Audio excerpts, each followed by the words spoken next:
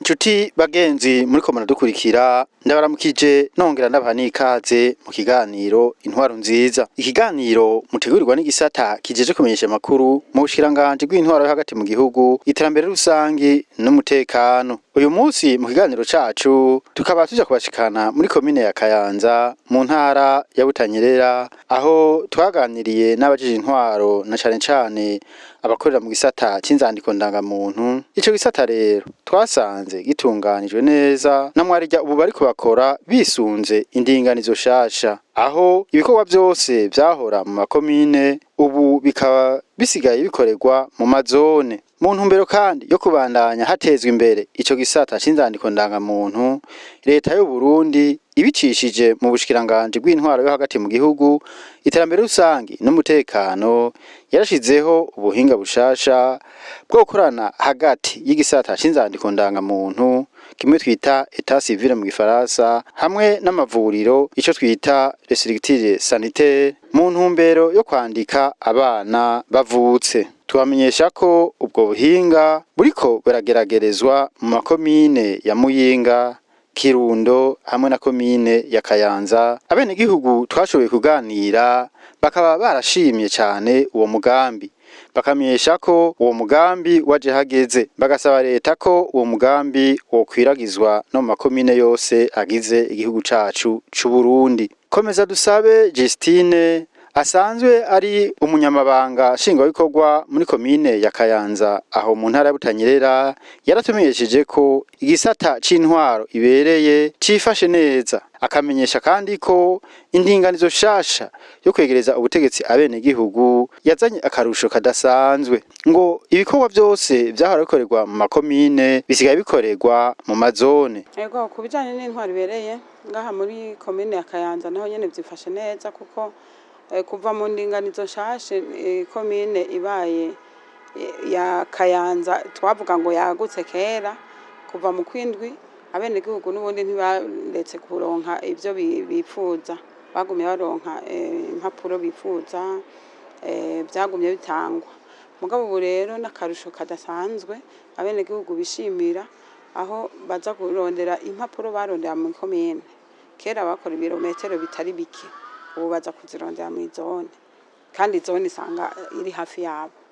Rero barabishima cane, bagashima indinganizo leta yafashe yo kwegereza ubutegetsi abenegihugu, na cane cane ko izo mpapuro bazironka batatamye kandi bakazironka ku mwanya. Ni indinganizo nziza yashizeho n'abakozi bakwiye. Kera mu zone hari umushefu de zone gusa n'uraba inyandiko ndangamuntu. Mugabo ubu hariho ibisata bitandukanye, hari umushefu de zone afise abahanuzi biwe, harimo n'ubujejwe vy'amategeko yumviriza abantu kenshi, ni ukuvuga batiriwe baraja mu masentare birahanurirwa mu zone kandi bigahera. Rero ni ingendo n'ubundi twishimira kandi dushimira leta y'u Burundi yafashe kugira ngo abenegihugu ntibasubire gutama, abenegihugu bashobore kuronswa ivyo bifuza batarushe.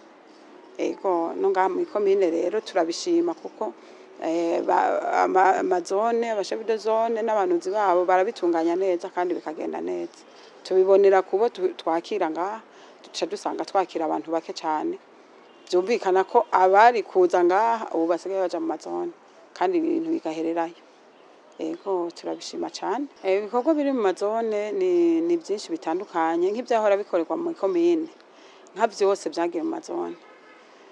Twarashizeho umugambi wo kuraganisha abageni mu mazone, ni ukuvuga barinze baragana nuko bateguriwe mu zone nyene, bandikirwa mu zone, bakigira mu zone, kuba turabaha inyigisho bakongera bakaraganirayo. Murumva no kwandikisha abana ko byose bibera mu zone. Impapuro zitangirwa mu zahora zitangirwa mu komine ubu zitangirwa mw'izone ry'amatestation, impapuro zemeza amavuka, impapuro zemeza imwidondoro, impapuro zemeza aho babaye, zose n'impapuro zitangirwa ubu mw'izone. Mw'ikomine ubu dutanga gusa indangamuntu n'urupapuro rwemeza ingene umuntu ari, bonne conduite, niko rwonyene rutangirwa ngaha mw'ikomine. Ubundi impapuro zose zitangirwa mw'izone. Duhamagarira abenegihugu kugira baze baritabira, baze baritura ababegereye, no kuvuga mw'izone nk'uko leta yabishizeho, n'abenegihugu rero bavyumva babitahura. Ivyo bikaba vyemezwa kandi na Manirumva Mathias, umugenduzi mu biro vy'indangamuntu mu Kayanza, akamenyesha ko abenegihugu bashima iyo ndinganizo shasha leta y'u Burundi yazanye, aho ibisata vyahora mu makomine ubu vyungururijwe mu mazone. Ivyo bigafasha abenegihugu kudatama bariko bitura ivyo bisata.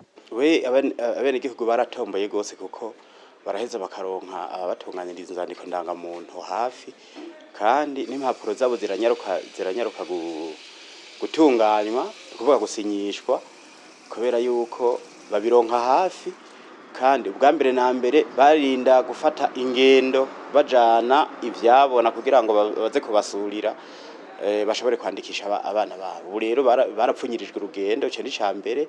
Ikindi nuko abari barekuriwe gusinya inzandiko ndangamuntu bari abantu bakeya cane, ni kuvuga barabarondera bafatiriwe n'ibindi bikorwa vya leta ntibashobore kubaronka n'ingoga.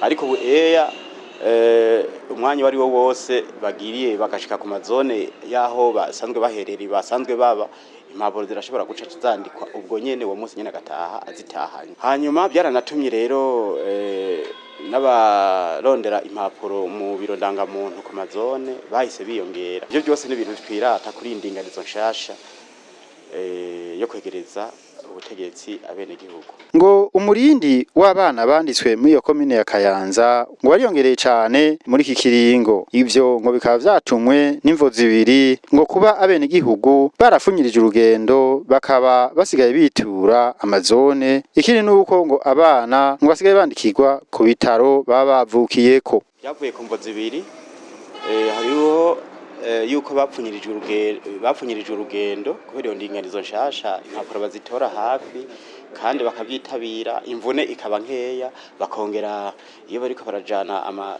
ivyabona kugira ngo baheze bemeze amavuka y'umwana, naho nyene we bafata urugendo rutoya. Ikindi kigira kabiri ni ikintu kijanye nuko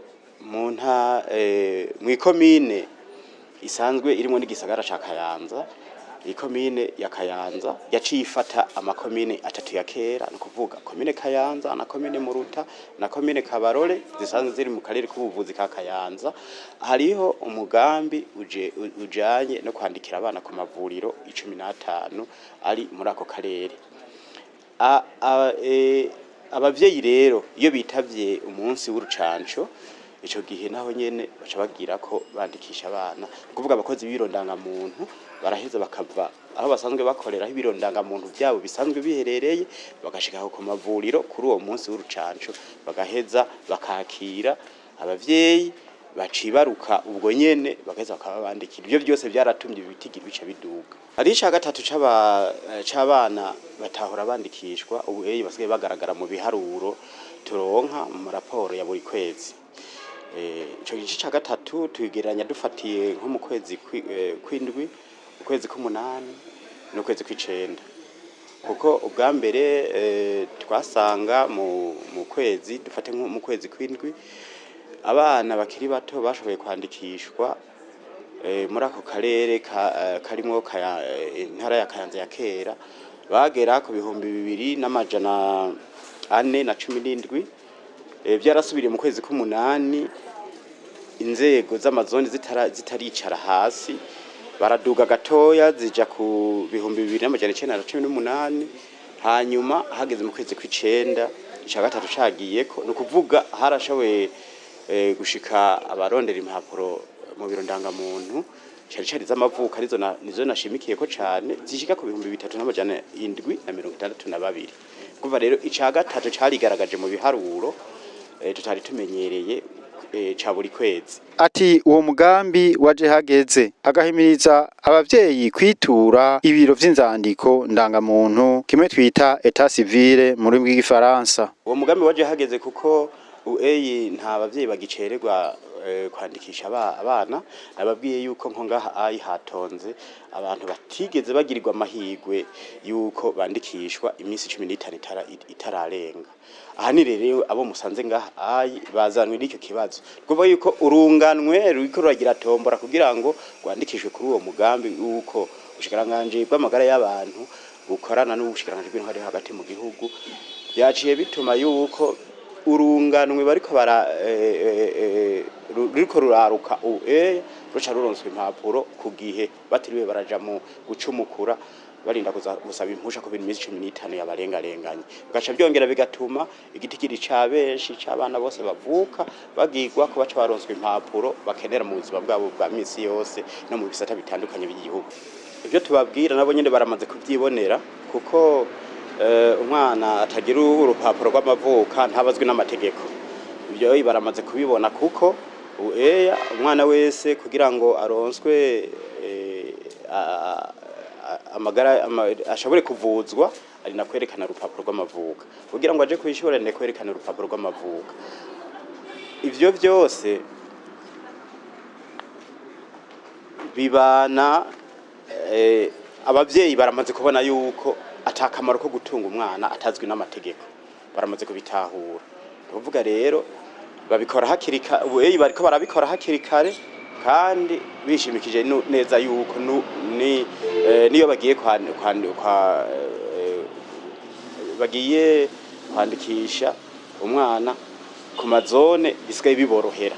Muti mbega none nizihe ngaruka zishobora gushika iyo umuvyeyi atandikishije umwana? Cambere nuko ubutandikishije umwana arashaka gukurikiranwa n'igitabo mpanavyaha. Ivyo vyose ntivyategereza kuremera umuvyeyi, ategereza kubikora ku neza yiwe kugira ngo ntarenga amategeko, yongere ngo aje mu bihano kandi yararonse umugisha yararonse ikibondo. Ikindi nuko impapuro z'amavuka zifasha vyinshi abana bakomoka ku muntu.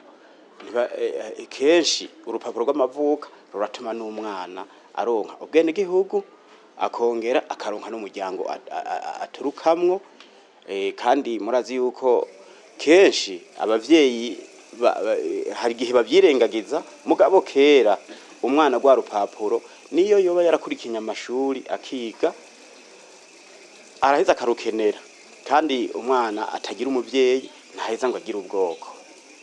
Ivyo byose ni imbogamizi, ni intambamyi zikomeye cyane zotuma abene gihugu bo bitahura hakirikare bagaheza abana babo bakabaronsa impapuro zibaronsa ubwene gihugu, zibaronsa imiryango, zibaronsa n'ubwoko. Nkuko twabibabwiye mu ntango za kino kiganiro, leta y'u Burundi yarashizeho uburyo bwo gukorana hagati y'igisata c'inzandiko ndangamuntu n'igisata c'amavuriro, aho abakozi basanzwe bakora mu bisata vy'inzandiko ndangamuntu bagenda ku bitaro kwandikiraho abana baba bavutse. Kayanza ikaba ari imwe mu makomine ariko arageragerezwamwo uwo mugambi. Hama kandi tugashima n'umugambi leta yafashe wo kwandika abana babandikira mu mavuriro, na cyane cyane ko ku mavuriro abana benshi baja kwicancisha, baja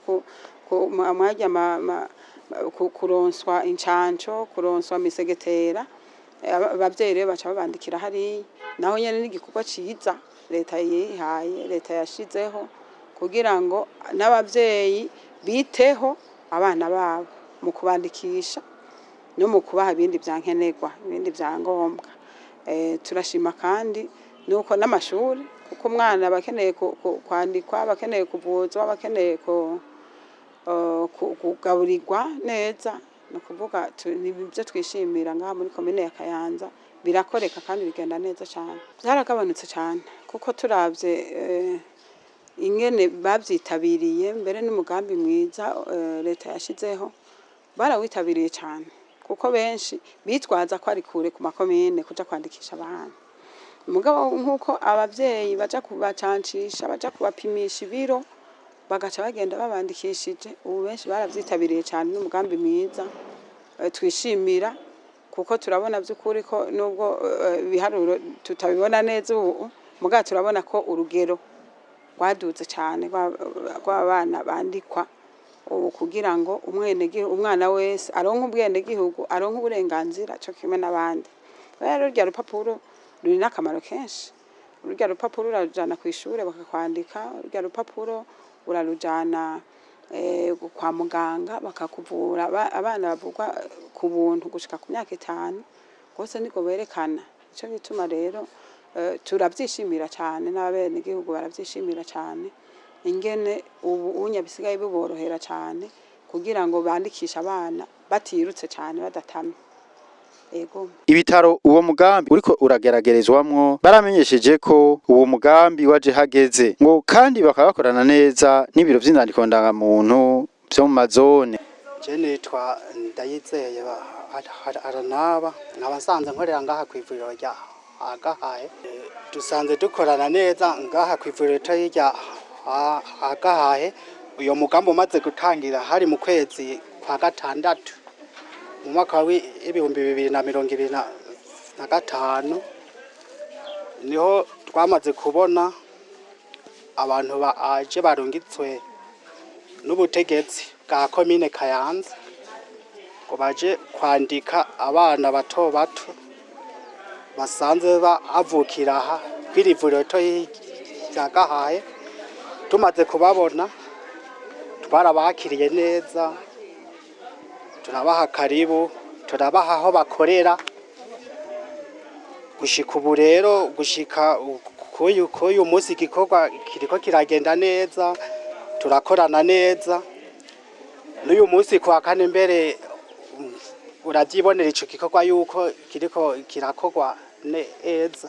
Biravye uyu mugambi urafise akamaro cyane, no mugambi abantu abenegihugu biturira ivuriro n'abibarukira ngaha, ni umugambi mwiza bishimiye cyane. Byarabapfunyirije urugendo. Uwo mugambi utaratangira baza kwandikisha abana kw'izone mu Kayanza cinke kw'ikomine, ariko umwana avukiye hanyene baca bamwandikisha hanyene.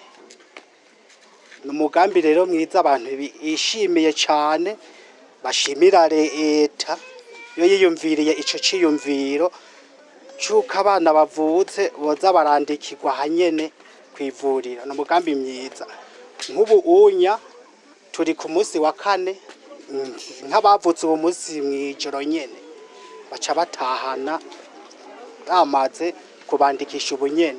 Ivyo mwiboneye ngaha. Mbega abenegihugu bakiriye gute uwo mugambi wo kwandikira abana ku bitaro? Narije kwandikisha umwana kubera twavyumvise babivuga, nukuza kwandikisha abana ku mavuriro, ntimwirirwa muraja kw'ikomine kw'izone. Barakoze cyane kubera urumva n'urugendo ruca ruba ruto, kandi ni kubera abo tuba twarapimishije hamba nibo batubera ivyageretse. Akamaro biragafise kubera hano ni hafi gusumba hariya kuri zone. Jewe akarusho mbona impamvu kahari ari kanini kugira uronke urwo rupapuro byaca kure, ahubwo twavuga ati n'ahantu bitarashika abanyagihugu baho bagubwe neza, leta ibashikanireho kugira nabo bisanzure by'ukuri, kugira ngo igihugu kibandanye kwaguka atawitse umutima, abatararonka nabo baronke. Ninaje gupimisha cyasana ariko barabandikisha. Yego ndashimye kubona cenya ndamwandikishije. Bingiriye akamaro kanini kubera norinze gufata urugendo rwo kuja kw'izone, ariko ahubwo ndashimye kubera cenya ndamwandikishije.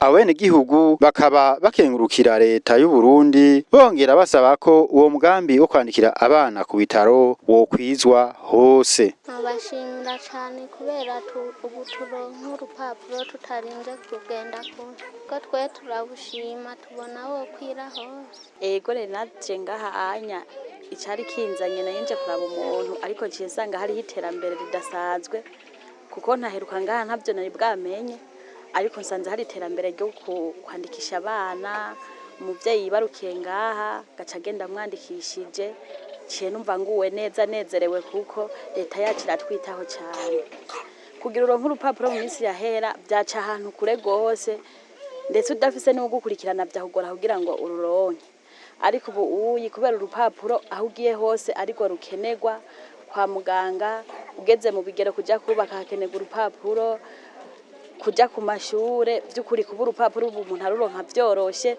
numva ari ishimwe ridasanzwe yaho twoshimira leta ukuntu iri kiritaho abanyagihugu eka ni leta mvyeyi nyene rero kubwanje numvise nezerewe ubu naho byoshika nanje nkibunge nkaza gupimisha nomenya ati Imana ikampa kwibaruka nkashikana nzotaha ntahanye urupapuro n'umwana ko no gukengurukira leta kuko ari irikira bidufasha. Leta ndayishimiye cyane kubona umuntu agenda gupimisha umwana hama akacasanga ariko barandika abana ukaca ugenda umwandikishije birakwiye yuko hose byogenda muko makumine hose ugiye gupimisha umwana agenda yandikishije umwana kugira umwana agwaye mujane kwa muganga afise urupapuro rwa komine. Jewe nitwa Sindikubwabo Cezari nkaba imva ko uwo mutumba waho hakuje wa Mihigo wagashimbira icangahero cyo kimwe uwo mu mama avuye ngaho kabibabwiye umugambi ikintu tubushimira twahimirije abene gihugu gusumba kuko baba barapimishije ngaha imbanya ikiri ntoyi bakimenya ko basamye bapimisha ijya mbere ngaha bakayikurikirana hajya ziga ncuro zine zose zigakwira hagera kwibaruka bakibarukira ngaha no gucandagisha bagacandagishiriza ngaha ari naco gituma rero boshima bakenguruka bagashimira iyi leta mvyeyi habwa mu yihamashi iyi leta mvyeyi mu yihamashi kubera nkuko bagiye barabivuga kugira urupapuro rw'amavuko rw'umwana kugira uronke mu minsi iheze byararusha cyane kubwishi bw'abantu usanga bajya muri leta civile nabonyene bibagora ugasanga urarutonze ko hafi nk'ukwezi ariko rero nabonyene hari ikintu boshimira Imana kugira ngo umugambi ubandanye uzukwire hose. Mwese mwariko muradukurikira muri kino kiganiro intwaro nziza aha niho tugisozerereye naho butaha. Yemwe murazi uburundi cibare cacu ima mwibahari nini umutima wagutse n'abantu babagabo imisozi yabwo akayaga n'ikiyaga imibande yose ingungamahagara wabubonye rimwe agenda tamacumu